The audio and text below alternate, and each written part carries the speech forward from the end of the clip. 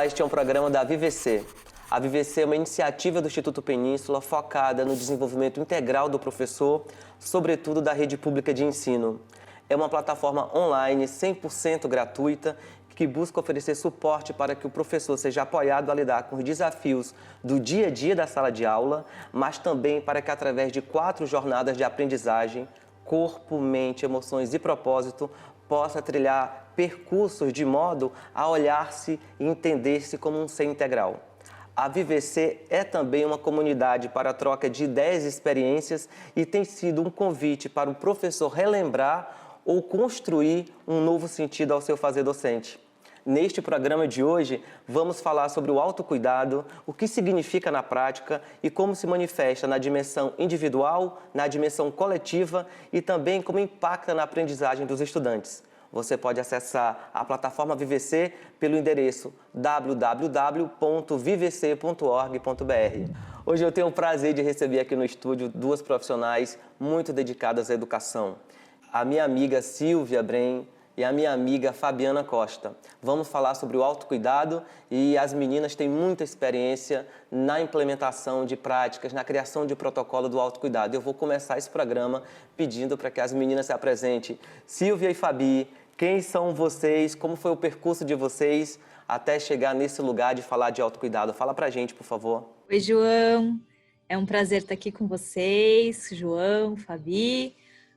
Então, um pouquinho da minha trajetória, né? A minha formação é em naturologia, então eu me formei para trabalhar com as terapias naturais como ferramentas para nos apoiar no desenvolvimento humano, né? E faz 10 anos que eu estou experimentando essas ferramentas na área de educação, mais especificamente na formação de professores, né? E aí fui buscando outros caminhos também para me apoiar, então tem um trabalho importante com facilitação integral, olhando para esse olhar integral do ser humano, né? E estou hoje na coordenação dos conteúdos da plataforma Vivecer.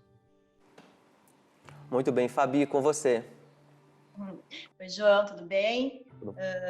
Meu nome é Fabiana, eu sou formada em pedagogia, sou alfabetizadora e há 5 anos eu estou gestora numa escola pública municipal na cidade de Tirapina, aqui no interior do estado de São Paulo, num processo de início de ser gestora dentro de uma formação de desenvolvimento integral. E é isso que eu vim contar para conversar um pouquinho com vocês hoje, sobre esse trabalho de autocuidado que a gente faz aqui na escola.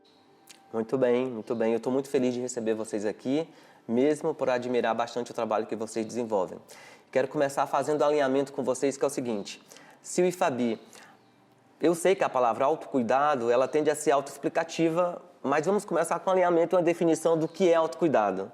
Então, como que se manifesta na prática? É um olhar mais acentuado para si ou também, de alguma maneira, privilegia um olhar para o outro, para uma dimensão mais coletiva?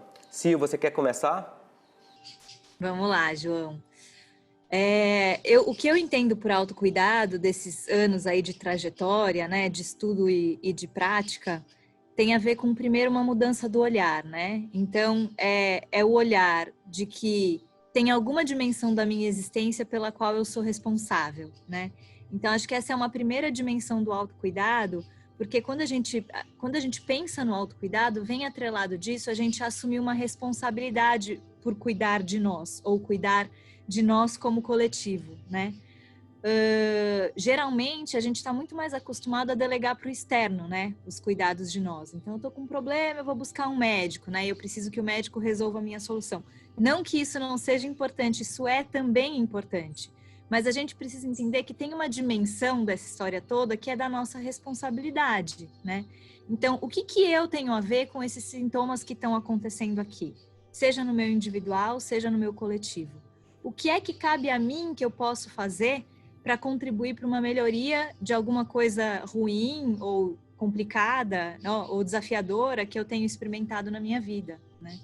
E aí, quando a gente fala disso, a gente pode olhar tanto para a gente como indivíduo, né? Então, eu posso, por exemplo, dizer, nossa, eu tenho tido muita enxaqueca, né? Eu posso fazer o caminho de buscar um médico e dizer, médico, diga para mim qual é o meu problema, né? Essa enxaqueca aí que tá comigo, me dá um remédio para passar. E aí você toma aquele remédio, a enxaqueca passa, mas logo no dia seguinte a enxaqueca aparece de novo, né? Se você faz esse caminho de buscar um apoio médico, mas ao mesmo tempo você se pergunta, ok, o que é que eu posso estar fazendo no meu dia a dia que está contribuindo para essa enxaqueca aparecer? Né? E podem ter muitos fatores da minha qualidade de vida ou das escolhas que eu faço no dia a dia que estão contribuindo para essa enxaqueca, que podem ter a ver desde as minhas emoções, né, que podem estar impactando nesse sintoma que é mais físico, até coisas práticas mesmo, né? Por exemplo, nesse momento que a gente fica muito tempo nas telinhas, isso é um agravante para a gente desenvolver sintomas como esses. Então, eu gosto de dizer que o autocuidado tem uma dimensão da nossa autorresponsabilidade, é esse olhar de o que é que eu posso fazer diante de tais circunstâncias, né? E quando a gente pensa no coletivo, isso também é válido, porque a gente, como coletivo, experimenta coisas juntos, né? A gente pode pensar na escola. A escola manifesta uma série de sintomas também, né? De situações que são desafiadoras. Muitas delas não estão na nossa alçada de cuidado, né? Então, coisas que têm mais a ver com o externo, mas muitas delas estão, né, na nossa capacidade de mudar e de intervir. Então, acho que o autocuidado tem a ver com esse olhar de o que está no meu pedaço que eu posso fazer para contribuir para uma melhoria dessa situação, do que a gente está experimentando individualmente ou coletivamente. Muito bem. Eu te ouvindo, eu fiquei pensando aqui, Sil, a primeira vez que eu tive contato com essa palavra autocuidado nesse contexto da educação, eu confesso que me parecia um olhar exacerbado para si mesmo, assim, e isso falava, mas como que o autocuidado consegue alcançar, além dessa dimensão individual, como que ele consegue impactar uma dimensão mais coletiva? E te ouvindo de novo, eu me lembrei e você falou uma palavra que faz muito sentido para mim, sobre autorresponsabilidade, né? Que você não tem como ter autocuidado sem você ser autorresponsável. E no meu entendimento, tem uma dimensão de ser autorresponsável que contempla muito o contexto que você está inserido, que contempla muito a sua função nesse contexto. Quem é você? Como você altera esse contexto com a sua presença, com as suas ações. E eu gosto muito da frase que diz que a gente não é o que a gente fala, a gente é o que a gente faz. As nossas ações definem a gente, mais do que o que a gente fala sobre as nossas ações. Fabi, agora é com você. Então, João, eu fiquei escutando a Sil falar, penso isso tudo que ela falou também, e ela começou a falar dela falando de olhar, né? Que é uma mudança no olhar. Eu acho que, além da mudança do olhar, ela se manifesta com a mudança dos hábitos, sabe? Que foi o que a gente vivenciou aqui na escola, porque não basta só ter olhar se você não muda um hábito, porque é um hábito você não olhar para isso, e você trazendo essa fala de que é uma exacerbação de si mesmo, faz mais sentido ainda isso para mim, porque quando a gente começou a cuidar disso aqui na escola, foi num processo inverso, não foi num processo de autocuidado pessoal para depois ir para o coletivo. A gente começou com os cuidados no coletivo e com isso se transformou o autocuidado de cada um, sabe? Com as ações, com as atitudes, com as emoções, com as falas. Então, não importa qual maneira você começa esse processo, se é do individual ou do coletivo. Dá para ser de qualquer jeito. Eu acho que o coletivo, começar com o coletivo como eu fiz, dá mais trabalho. Deu muito mais trabalho. Foi um processo, né, inverso, mas deu muito resultado, porque foi todo mundo passando por esse processo de transformação ao mesmo tempo. Então fez muito sentido, né? E as coisas foram acontecendo com as dificuldades, né, no tempo de cada um, respeitando o processo de cada um. Mas acho que todo mundo passou, a partir do coletivo, para esse processo de se olhar e olhar para o ambiente, olhar para o que o outro sente, olhar para as crianças de uma forma diferente, olhar um para o outro de uma forma, né, mais integral. Então, eu acredito que sim, tem que ter esse olhar sensível, mas a gente tem que ter um pouco esse foco aí para essa questão de uma mudança de hábito, que é difícil, né? A gente romper com uma coisa que a gente sempre foi, que a gente tem dificuldade de mudar, né? Todos os seres humanos têm. E foi um processo doloroso nosso aqui, né? De mudar os nossos hábitos. E a partir disso, acho que a gente conseguiu olhar mais para esse autocuidado. Muito bem, Fabi. João, eu queria complementar a fala da Fabi, porque ela fala uma coisa super importante, que é do hábito, né? E tem essa relação intrínseca entre o individual e o coletivo, né? Então, se a gente parar para olhar um pouquinho para a gente, não acontece com vocês também de quando você não tá legal, as suas relações também não ficam legais, né? Então, aquele dia que você não tá bem, que você tá muito irritadiço, você acaba sendo talvez um pouco mais rude com as pessoas, né? Ou quando você tá mais triste, você fica mais isolado. Então, o modo como a gente tá internamente impacta muito nas nossas relações, né? E vice-versa, como aquele coletivo funciona, também impacta muito nas nossas emoções individuais. Então, tem uma relação intrínseca entre o individual e o coletivo, né? Por isso que faz muito sentido quando a Fabi fala que não importa por onde você começa. Porque se você começa nesse autocuidado individual, quanto mais equilibrado você tá, mais você vai interferir positivamente nas relações que você tem naquele coletivo, né? Mais condições você vai ter de estar positivamente naquele coletivo. E o inverso também é válido. Quanto mais aquele grupo se trabalha, mais equilibrado o indivíduo fica também, né? Porque é um grupo mais equilibrado, que tem diálogo, que tem troca e tem conversa. E veja bem, a gente não está dizendo que grupo equilibrado é grupo que não tem problema, porque os problemas sempre vão existir. A diferença do autocuidado, seja no individual ou no coletivo, é que a gente ganha mais recurso para lidar com os desafios. Acho que é um pouco desse ponto que eu queria trazer, né? Que esse olhar para si, para você compreender o que não está bom e buscar mecanismos para melhorar aquilo, de fazer movimentos, mudanças de hábitos que possam contribuir para essa melhoria, te habilita a lidar melhor com os desafios, seja no individual, seja no coletivo. Eu ia só falar, completando isso que você falou, que aí entra para mim o acolhimento, porque vem mesmo, né, essas questões, sempre tem os problemas. E eu acho que quando você desenvolve esse olhar sensível para acolher as diferenças, as diferentes posturas, as diferentes relações, eu acho que isso ameniza, né? Então hoje, isso, por mais que a gente tenha problemas aqui, com todo o processo de transformação que a gente passou, todo mundo tem esse olhar sensível para o acolhimento, seja da relação com o adulto, um com o outro, ou com as crianças.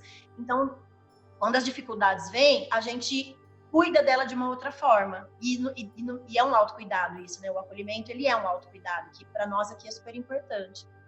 Eu só queria completar isso. Meninas, vocês mandam muito bem. Só queria chamar a atenção para uma frase também que a Fabi falou e que me toca muito, que é como que nesse processo da criação dessa cultura, desse convite para essa zona de aprendizagem, considerando o autocuidado, como que a gente respeita e considera o processo individual de cada um. E isso faz muito sentido na nossa visão integral de educação, que é você olhar para as pessoas e perceber que elas têm momentos e percursos diferentes para entender, compreender e até aceitar esse convite para essa zona de aprendizagem. Como a gente fala na VVC, a gente não convida para as pessoas saírem da zona de conforto porque você tem que se certificar se um dia elas entraram. A gente convida as pessoas para saírem da zona de costume. Encerramos agora o nosso primeiro bloco. Obrigado pela participação de vocês. Vamos já voltar com o nosso segundo bloco. Fabiana, essa pergunta vou começar diretamente com você, que é o seguinte: você é gestora de escola. Então, como o trabalho, considerando o autocuidado que você fez com a sua equipe, como você avalia que ele impactou o dia a dia de vocês? Nossa, transformou totalmente a escola, João. Vou contar um pouquinho o contexto, né, para as pessoas talvez entenderem. A escola que eu dirijo é uma escola que fica na periferia, né, Itirapina é uma cidade com 2 presídios, então tem muitas questões de vulnerabilidade social. E era uma escola onde as crianças traziam essas questões para dentro, né, do ambiente escolar, muita agressividade, ausência de famílias e tal. Então a gente começou a fazer esse trabalho, um trabalho de transformação, de escuta, um trabalho de desenvolvimento integral aqui na escola. Foi durante 3 anos esse processo. E quando a gente começou, não foi uma coisa pronta, né? A gente construiu do zero mesmo qual escola nós queríamos e qual escola nós não queríamos mais. Então, nós fizemos esse levantamento, a gente começou a buscar referências, a gente foi conhecer outras escolas, outras experiências que estavam dando certo, públicas ou não, escolas públicas ou não. Eu envolvi todo mundo nesse processo, não foi só os professores. Eu acho isso extremamente importante dizer, porque se a gente quer uma escola integral, todo mundo precisa estar dentro desse processo. As meninas da limpeza, as meninas da cozinha, os monitores, que estão muito próximos às crianças e às famílias, né? E toda a comunidade escolar. Então, a gente foi fazendo esse trabalho, fui fazendo um trabalho de escuta e acolhimento. Eu tinha um apoio, né, de uma apoiadora institucional que me ajudava nesse processo de formação. Isso foi muito importante. A Secretaria da Educação sempre aberta, né? Que eu acho isso também legal se dizer, porque quando não existe essa abertura, fica mais complicado as coisas, né? Mas a gente sempre teve abertura da Secretaria da Educação para desenvolver esse trabalho. E foi doloroso porque tirou todo mundo da zona de conforto, né? Aqui era a escola que as crianças vinham trazer essas questões, eles gritavam, o que a gente conseguia fazer? A gente gritava mais ainda, porque a gente sai da faculdade, a gente não aprende a ser um educador com um olhar para o desenvolvimento integral, né? Isso é a vida, são formações, são experiências. Então, a gente buscou muitas inspirações, a gente fez muita formação, a gente fez muito trabalho de roda, de escuta, onde um acolhia o outro. Eu nunca desconsiderei ninguém. Eu acho que ali, cada professor, cada educador é um ser humano que traz as suas questões pessoais, a sua cultura, e isso precisa ser considerado. Então, o processo de transformação para o olhar para o autocuidado de cada um não vai ser igual, né, para a equipe. Vai ser, cada um vai ter o seu tempo de mudar, de olhar de uma forma sensível, cada um vai ter o seu tempo de transformar, e é difícil, é muito difícil fazer esse trabalho. Eu sofri muito durante esse processo, a equipe sofreu também muito, mas eu acho que isso nos fortaleceu como equipe de uma forma linda, e que hoje não é preciso mais... Você usou uma palavra falando de autorresponsabilidade, né, na hora que a gente estava falando, e hoje eu não preciso, a gente não existe mais isso na minha equipe, sabe? Como antigamente, que qualquer coisa que acontecia é culpa do gestor, é culpa do diretor, é culpa. Não, hoje a gente não tem mais esse modo operandi de resolver as coisas aqui, sabe? Hoje todo mundo tem essa autorresponsabilidade por conta de um autocuidado que foi cuidado, que foi acolhido da equipe. Então, todo mundo tem voz, tem vez, todo mundo se escuta e ajuda a pensar nas soluções para os problemas juntos. Nada é nas minhas costas, sabe? Então, isso é muito legal, é muito bonito. Então, mesmo quando tem um problema muito grande na escola acontecendo, uma coisa que às vezes nem depende de mim, depende de instâncias maiores, de macropolítica, enfim, ou micropolítica, a gente se une e resolve tudo junto, por conta desse modo de se relacionar que a gente mudou, né? A gente mudou entre nós como equipe, entre nós com as crianças, e é muito bonito ver esse processo. É muito legal porque a equipe é muito mais unida e resolve as coisas junto. Muito bem ouvir esse relato da Fabi, não é, Silvia? Porque a gente sabe que a escola que ela é diretora, inclusive, virou uma referência nessa relação da escola com os alunos, nessa relação da escola com a família, na relação da escola com todos os atores que compõem esse ecossistema escolar. Então, a tua fala, Fabi, é muito inspiradora e faz com que nós acreditemos mesmo da transformação que tem esse olhar integral para o ser humano, quando você, com intencionalidade genuína, você vai para esse lugar, cria esse convite para as pessoas de como que ele funciona de uma forma efetiva e afetiva. O que você acha, Sil? É muito gratificante ouvir a Fabi falando, né? Eu fico até emocionada. E me ocorreu aqui, quando ela estava falando, que tem um ponto importante também do autocuidado, que é a gente entender que as coisas que estão acontecendo, os problemas que estão acontecendo, né?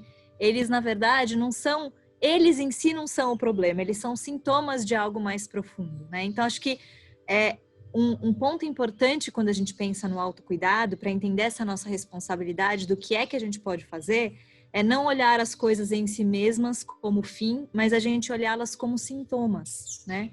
Então, no campo individual, se eu tô lá com algumas questões físicas, qual é a causa mais profunda dessas questões físicas que eu tô vivendo?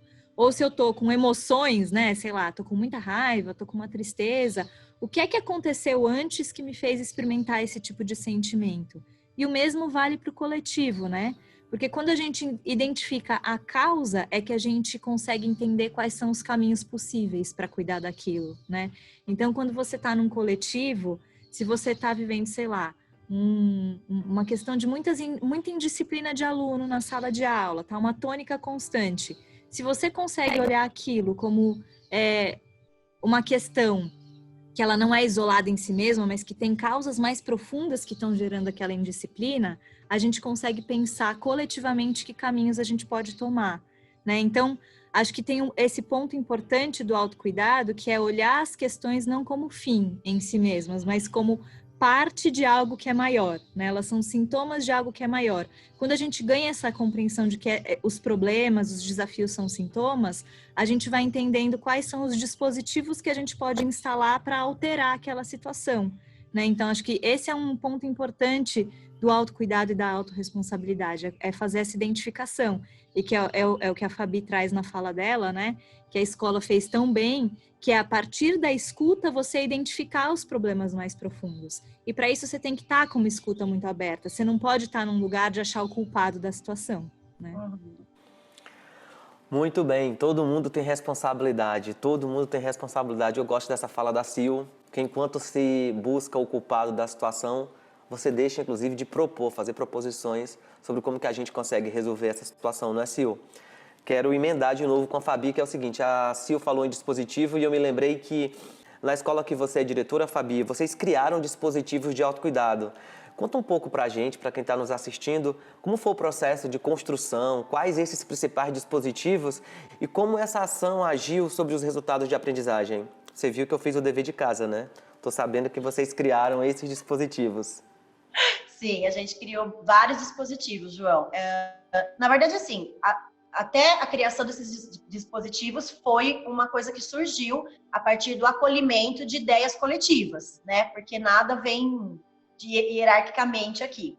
Então, a gente pensa, buscamos inspirações, vimos ideias e a gente adequava essas ideias e coisas que a gente achava que daria certo para essa escola, para esse público, para esse perfil, para a gente fazer alguma mudança, porque eu acho que isso é importante de se dizer, né? A gente escuta muitas ideias, mas sempre a gente tem que avaliar aquilo que é importante para o território daquela comunidade escolar, porque as escolas são diferentes, com perfis diferentes, e a gente tem sempre que ter esse olhar sensível de entender qual é a necessidade daquela escola, né, daquele território. Então, nós tínhamos essa questão gritante do comportamento das crianças e da ausência das famílias, e a escola aqui é uma escola de tempo integral, que as crianças ficam o dia inteiro, e quando eu iniciei, né, a gestão aqui, eles tinham o período da manhã aula regular e à tarde oficina. E essas oficinas, na verdade, era um conteúdo didático lúdico, e eles ficavam o dia inteiro dentro de sala. Então, a primeira decisão que nós tomamos foi tirar as crianças da sala de aula no período da tarde e criar oficinas onde a gente pudesse ali trabalhar as questões do desenvolvimento integral, depois que a gente entendeu o que era, né? Passamos a estudar, a entender o que deveria ser considerado na questão do integral, né? Corpo, mente, físico, a gente elencou muitas coisas e a primeira decisão foi tirar as crianças da sala de aula. Então, hoje elas têm aula de culinária, horta, eles têm circo, mandala, mosaico, massagem, tem mais de 30 possibilidades onde eles escolhem o que eles querem fazer e os professores também, né? Que eu acho importante isso. Porque vai fazer mais sentido para o aluno se ele escolher o que ele gosta e o que ele quer fazer, e também vai fazer sentido para o professor se ele fizer isso. Então, aqui não tem isso. O meu professor de educação física só dá aula de educação física, ele dá aula de horta também, ele dá aula de tambor, ele dá aula do que ele se sente à vontade de fazer, já deu aula de pintura em tecido, para você ter ideia. E eu acho muito legal isso, né? Considerar, assim, aquilo que é prazeroso para o educador também, porque daí vai ser prazeroso para os dois lados. Mas então, acho que foi a primeira decisão que nós tomamos de mudar as oficinas da escola. Então, eles escolhem o que eles querem fazer, os professores também. Mas a gente tem várias mudancinhas não, né? Mudanças grandes que a gente fez para cuidar dessa questão do autocuidado. Então, por exemplo, em relação aos funcionários, eu tenho reuniões semanais com eles para escuta, né? Para escutar como eles estão se sentindo, não só tarefeira, sabe? De precisa isso, precisa aquilo. Não, é de escuta mesmo, como foi seu dia, a gente tem uma roda de conversa, de acolhimento, de como que tá se sentindo em relação a isso. Porque, vou dar um exemplo que eu gosto de contar sempre. Quando a gente foi fazer um banco de cobre, que é da construção da permacultura aqui, tinha muita terra, argila, fazia uma sujeira enorme na escola. E as meninas da limpeza ficaram loucas, né? Com aquela terra todo dia entrando e saindo de água e terra. E aí vieram, né, bravíssimas brigar comigo, então eu tive que ter esse cuidado de vamos sentar, olha, isso aqui é importante por causa disso, as crianças estão aprendendo isso, elas fazem parte do processo, elas entendem o que está acontecendo na escola, então elas não brigam mais, não julgam mais. Então, quando você faz isso, você faz esse acolhimento de toda a equipe, eles se sentem parte do processo do que está acontecendo na escola, isso faz sentido para eles, essas coisinhas do dia a dia não acontecem mais. porque as pessoas estão dentro, elas entendem e se sentem importantes, que elas sabem que aquilo lá faz sentido para a escola, para as crianças, para a comunidade. E entre outras coisas, eu tenho um cantinho do acolhimento, que eu fiz aqui na escola também, porque eu não gosto dessa coisa da sala da direção, né? Ser a sala da bronca, a sala do livro preto. Então, ao lado da minha sala, eu tenho uma salinha pequena, toda cuidada, sabe? Ela tem almofadinhas, eu sento no chão com as crianças, tem uma cadeirinha, tem frases, tem exercícios de respiração pendurados, tem os mosaicos que as crianças fizeram durante a aula, ela é toda aconchegante, gostosa, para fazer o acolhimento das pessoas. Então, quando acontece algum problema grande, duas crianças brigaram e eu preciso fazer essa intervenção, não vai ser na minha sala com bronca, vai ser na sala do acolhimento. Por que você fez isso? Por que você sentiu isso? Mas o que você estava sentindo? Porque geralmente por trás de uma situação como essa que uma criança traz, tem muitas outras coisas, né? Por baixo, por trás. E aí, quando a gente conversa, acolhe, cuida, é todo de uma outra maneira que isso vai ser resolvido. E isso não só com as crianças, esse é o meu jeito também com os adultos. Então, mesmo quando eu preciso fazer uma reunião, eu tenho que chamar atenção por algum motivo de funcionar alguma coisa, é de um outro jeito, é de um outro lugar, é com cuidado, é com escuta, é com acolhimento. É uma sala que também eu deixo para os professores na hora do almoço. Tem muito professor aqui que mora em outra cidade, então eles não têm onde ficar. Então eles ficam lá tranquilos, é um lugar para ficar quietinho, para acalmar, né? Para se recarregar. Eu também tirei a sala dos professores. Antigamente eles comiam, estudavam, faziam tudo junto numa sala só. E eu acho ruim isso, né? Eu mudei a sala dos professores, coloquei num ambiente um pouco mais externo, com plantas, arejado, gostoso para eles relaxarem mesmo, ficarem tranquilos e poderem almoçar. E a sala de estudo é no outro lugar, onde tem que ter atenção. Então, acho que são pequenos cuidados que a gente tem que ter com a equipe. Que eu acho que quando a equipe é cuidada, eles também vão cuidar melhor do seu trabalho, de si mesmo, das crianças. E aí a relação de todos fica melhor. Fabi, eu vou rapidinho aqui só emendar que também impactou sobre os resultados de aprendizagem, certo?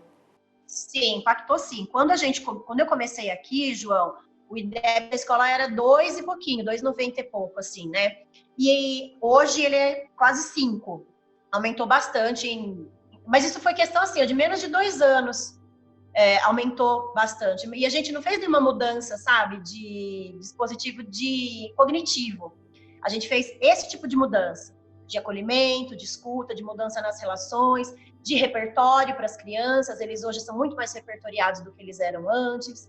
Então, acho que isso deu condições para que eles tivessem mais repertório e isso aparecesse nos resultados. Não que não fizemos as outras coisas, fizemos. Mas a gente mudou um outro lado, né? E que isso fez com que mudasse os resultados de aprendizagem. E eu não gosto de falar só dos resultados. Eu sei que isso é importante, né? Tem essa cobrança do IDEB, da escola, mas eu acho que ela é importante sim, a gente tem que olhar, tem que cuidar, mas eu acho que tem outras que a gente tem que olhar, que são mudanças que a gente não pode medir com um número, mas, por exemplo, eles são alunos que saem daqui com muito mais argumento, eles são alunos que têm uma didática muito melhor, que têm uma oralidade muito maior. Quando eles chegam no 6º ano, os gestores, os professores da outra escola vêm sempre falar pra gente isso.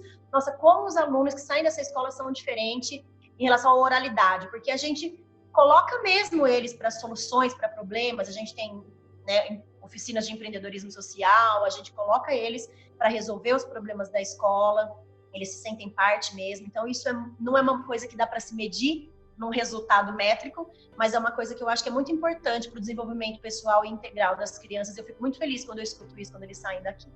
Muito bem.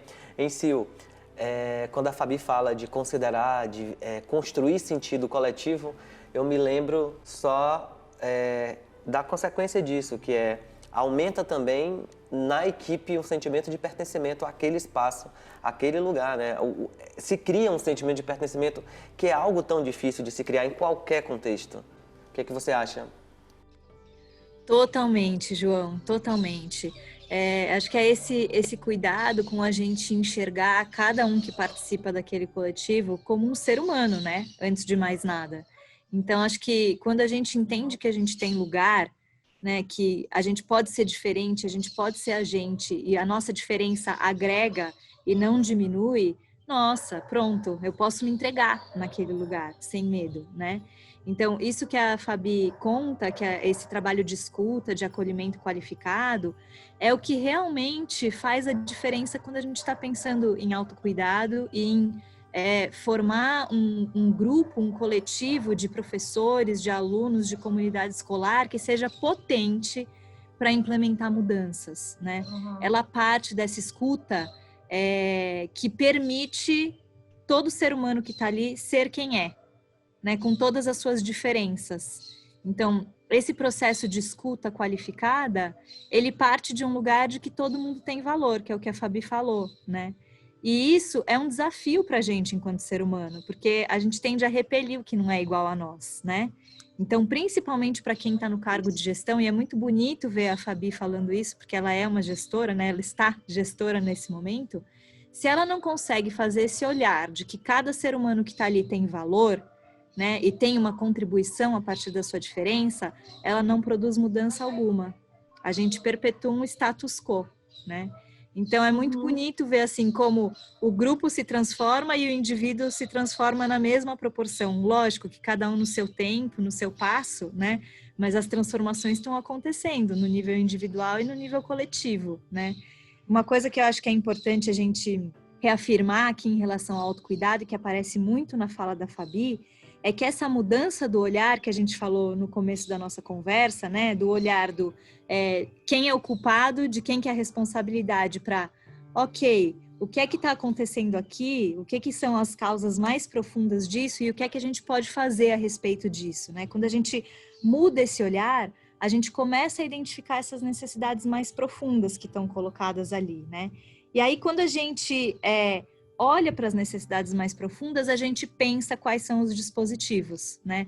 Então, não é um caminho diferente de dizer assim, autocuidado é meditar, ou autocuidado é ter canto do acolhimento, né? Que é diferente do que a Fabi relatou aqui na fala dela, que foi a partir do que eu escutei, das necessidades de cada um, do que aquele grupo precisava, a gente implementou o canto do acolhimento, implementamos uma sala de estudos, implementamos um banco de adobe, uma horta, né? A partir do que a gente identificou, talvez essa indisciplina dos alunos possa ter a ver com o fato deles passarem o dia inteiro dentro de uma sala de aula. Então, vamos tirar os alunos e usar como dispositivo as oficinas, que na parte da tarde eles não estão dentro de sala, então isso tem um impacto no comportamento dos alunos, né?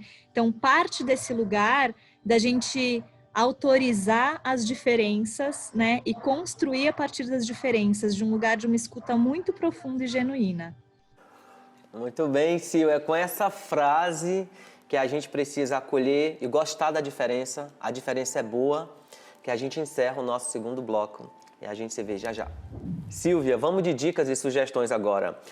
Dá algumas dicas para os professores e gestores que quiserem incluir esse olhar, essa abordagem do autocuidado nas rotinas, nas escolas deles. Sim, vamos se dizer, um protocolo mais aberto. A gente entende que esse arranjo é um arranjo muito individual de cada contexto, de cada escola, que representa aquele grupo de pessoas que ali está reunido, mas quais as dicas gerais que você acredita que pode ajudar quem quer trabalhar com essa abordagem do autocuidado? Olha, João, eu diria que a primeira dica, e que talvez seja até o cuidado que a gente precisa ter quando a gente está pensando em autocuidado, né, é generosidade. Porque é um processo, como a Fabi falou, que ele é dolorido, né? Porque ele mexe com um lugar da gente que é sair dos nossos hábitos, sair do que a gente está acostumado a fazer. E nem sempre isso é simples, né? É desafiador. É só a gente pensar quando um médico fala pra gente, você precisa beber mais água. Nossa, só essa coisa de beber mais água já é super desafiador, né? Então, acho que a primeira coisa é a gente ter esse olhar de generosidade para a gente mesmo e para o grupo, né? Acho que a segunda coisa que eu diria é a gente procurar instaurar, vamos dizer assim, momentos de encontro e de fala, né? Porque é importante comunicação quando a gente está falando de instaurar um trabalho como esse, né? É importante a gente poder, para ter escuta, eu preciso criar espaços para as pessoas falarem, né? E serem ouvidas também, né? Então, acho que uma segunda dica seria a gente realmente criar espaços para falar, ser ouvido, se escutar, né? E legitimar aquilo que está aparecendo. Então, a gente não entrar numa preocupação de tudo aquilo que aparece, eu preciso resolver já. Né? A gente ter coragem de dormir com os problemas, né? Dormir abraçadinho nos problemas, assim, e falar, bom, vamos pensar sobre isso e amanhã a gente conversa de novo, né? Porque quando a gente também dá o tempo das coisas, e acho que essa seria a terceira dica, é que transformação leva tempo, autocuidado leva tempo, né? A gente não dorme com um incômodo e acorda e o incômodo foi embora, né? Não é assim que funciona. Às vezes a gente leva muitas conversas para chegar até a solução que é o melhor caminho para aquilo, né? Então, acho que essa combinação de ter os espaços, a gente ser generoso com a gente mesmo, com o grupo, entender que a gente está vivendo um processo e que esses processos não são rápidos, que eles têm um tempo de maturação, de lapidação, que cada um vai absorver aquilo como pode, como consegue, no seu tempo, é fundamental quando a gente está pensando em fazer um autocuidado de um grupo, e o mesmo vale para a gente mesmo, né? Quando eu estou muito atento às minhas questões, e aí faço essa mudança de olhar inicial, que deixa eu perceber então quais são as causas mais profundas daquilo que eu estou sentindo, e eu quero fazer uma mudança de hábito, isso também não é rápido. Requer um pouco de persistência, né? Experimentei hoje, puxa, hoje não deu certo, mas amanhã eu vou tentar de novo, né? Vou ficar comprometido com não desistir, né? Eu vou estar menos comprometido com tem que dar certo e mais comprometido com o não vou desistir, vou encontrar caminhos para isso, né? Então, acho que é um misto de generosidade, persistência, espaços para falar, ser ouvido, se escutar os outros, né? E essa paciência com o tempo de cada um e do grupo. Ô, Sil, eu te ouvindo, eu só penso que as dicas que você dá estão muito relacionadas à nossa capacidade de ser humano, né? Da nossa humanidade, assim. Generosidade, olhar para o outro, prestar atenção do outro com consciência, é isso que nos diferencia de todos os outros animais que aqui habitam. É a nossa capacidade de perceber. Como dizia o Saramago, se pode olhar, ver, se pode ver, repara. Então, essa capacidade nos distingue, mas e que em alguns momentos da vida a gente acaba, talvez, não dando tanto importância ou nutrindo isso dentro da gente. Fabi, é com essa introdução que eu quero pedir para você comentar as dicas que a Sil deu na sua prática aí. Me diga lá, essas dicas da Sil se aplicam? Sim. Bom, primeiro eu só queria dizer que eu adoro as suas citações poéticas, tá? Adoro. Obrigado. E eu fui escutando a Sil e eu fui pensando as mesmas coisas em outras palavras, porque realmente fez muito sentido. Eu acho que acolhimento, acho que as mesmas coisas que ela falou de uma outra forma, mas eu acho que que são dicas que dá para fazer e que ajuda o acolhimento, que é a generosidade, não deixa de ser, né? Você acolher o outro ser humano do jeito que ele é, no tempo que ele leva para se transformar e a si mesmo. Você ter a persistência, ter a vontade, ter essa de não vou desistir, mas também não se cobrar mais no sentido de sofrer com isso. Eu digo isso porque eu sofri muito, foi muito doloroso o meu processo. E eu acho que é possível ser mais leve, né? Eu me entreguei muito quando aconteceu o projeto aqui e foi super difícil. Talvez tenha sido necessário, mas eu acho que você buscar também coisas que te reconectem, sabe? É importante para você não surtar, porque teve horas que a gente sente vontade de desistir, mas a vontade de fazer acontecer e a vontade de transformar era maior, então eu insisti, deu tudo certo. É um tempo que não é rápido mesmo, né? Eu acho que uma das coisas mais importantes, eu acho que a gente fez foi buscar essas inspirações, trazer essas ideias, considerando que era possível que não, mas ter esse momento de cuidar da equipe é primordial, João. Eu acho que a Sil falou, mas assim, eu não sei se as pessoas conseguem ter uma dimensão, por exemplo, aqui, do que a gente fez aqui.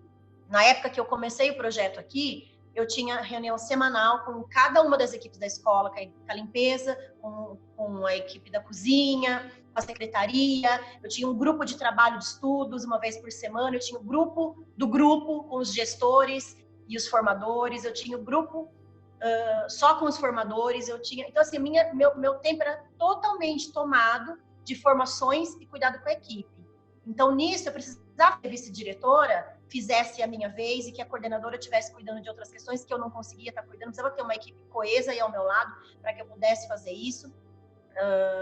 E com os monitores, por exemplo, que era um grupo que é muito próximo dos professores, eu tinha que ter 3 momentos na semana com ele, que era o momento de falar os recados, precisa isso, precisa aquilo. Tinha um momento de formação, com textos, com escuta, com cuidado, e eles tinham um momento de autocuidado, uma vez por semana também, para se conhecerem, para se conectarem, para se olharem, para se entenderem, para estarem dentro desse processo de uma outra forma. Então, dá muito trabalho, não é fácil. Né? Eu não falo que eu perdi, porque não é perder nem um pouco. A gente usou muito tempo, demorou muito tempo para fazer isso, mas acho que foi possível a gente transformar tanto porque eu perdi, né? Que não perdi esse tempo cuidando disso. Então, dá trabalho sim, é doloroso sim, mas eu acho que quando a gente se entrega, né? Para olhar e começa a entender ele, as pessoas vão mudando. Cada um no seu tempo, mas elas mudam. E elas se conectam de uma outra forma, e eu acho que isso é o que faz acontecer uma mudança tão grande dentro de uma escola que vem, né, de uma burocracia e de uma forma hierárquica há muito tempo. Foi muito difícil a gente romper com tudo isso, né? E ainda acontecem questões, mas aí quando a gente está vendo que a peteca está caindo, a gente vai lá, junta de novo, escuta de novo, se abraça de novo e dá tudo certo. Mas, Fabi, te ouvindo, eu só me lembro que também o que separa a gente dessa maturidade é que qualquer coisa que vale a pena construir dá trabalho e, consequentemente, é doloroso. Se relacionar dói.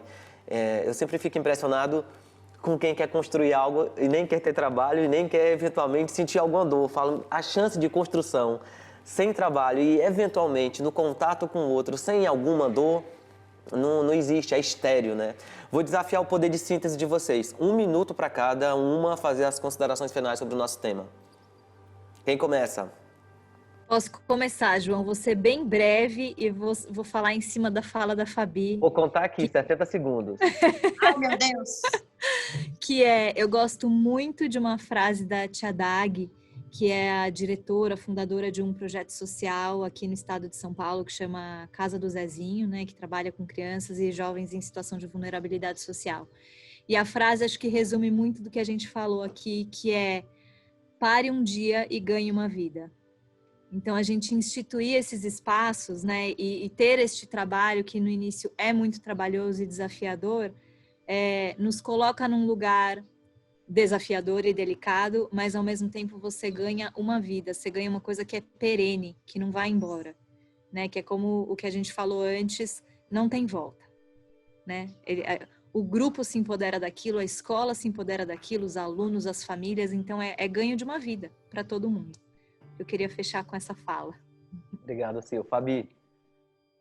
Ai, João, eu acho que, assim, uma coisa que eu gosto de falar sempre, que é uma palavra que eu sinto como minha, porque eu acho que eu tenho isso como uma coisa tão importante aqui, que eu acho que através disso que a gente conseguiu mudar, é escuta. Escutem uns aos outros, escutem o que as pessoas sentem, escutem o que as crianças estão falando, elas trazem muitas coisas, elas trazem muita verdade, e a gente às vezes não escuta elas, escutam o que as famílias estão sentindo, escutem. Eu acho que a palavra escuta, ela carrega muito valor, muito sentido, muito sentimento, e eu acho que quando a gente muda o nosso olhar para a escuta verdadeira, aberta, eu acho que as relações começam a mudar. Eu acho que se tem alguma coisa que eu queria deixar, uma coisa que eu acho que é extremamente importante, que para mim todas as outras coisas estão conectadas a isso, tenham um olhar sensível para a escuta. Já que nós falamos tanto de escuta, da importância de escutar o outro, de se escutar, dos níveis, dos diferentes níveis de escutas, vamos ver agora um filme que a VVC preparou especialmente para você sobre escuta.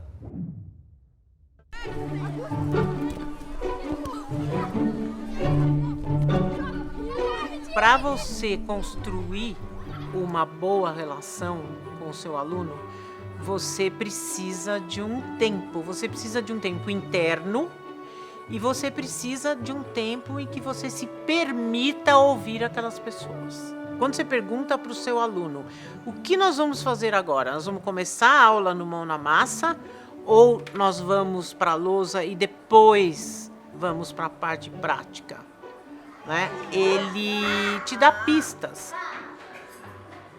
Primeira. Construção em matemática.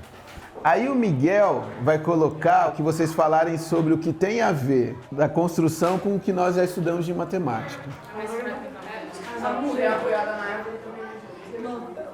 Isso que o Thomas falou parece que tem a ver com equilíbrio, né? Vocês ouviram o que o Henrique falou? Lá das equações a gente não equilibrou, a gente falou muito de equilíbrio, né?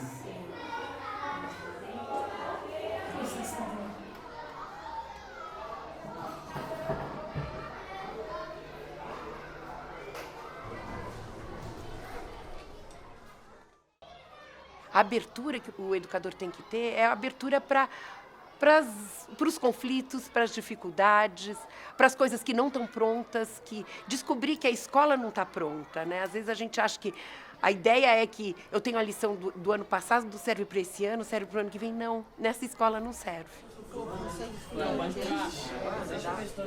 Como que eu convivo com as pessoas?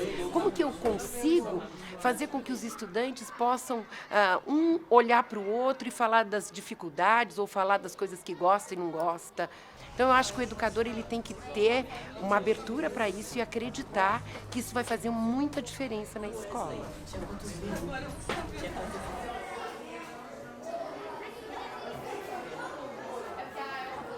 A gente entende que conexão entre adultos e crianças é essencial para qualquer coisa. Então, devagar, as crianças vão criando esse vínculo com os adultos e vão conseguindo trazer as questões. Num primeiro momento, de um conflito com um colega, de uma coisa que ele não consegue fazer. E até ao longo do tempo, assim, a gente vê que coisas bem profundas, que às vezes até em casa não saem, acabam saindo aqui nesse diálogo com esse educador, né? Então, como eles vão sentindo esse espaço de acolhida mesmo, né? De poder ser ouvido e, de fato, alguém para e vai conversar para ver o que os alunos estão trazendo, né? Um cuidado que a gente tem é entender de que maneira que essa relação se dá, né? Então, não é uma relação de um especialista. Então, de fato, não é para assumir essa função de psicólogo. É para se colocar como um ser humano lidando com outro ser humano. E o que você traz, como que na relação a gente vai operando as questões que aparecem.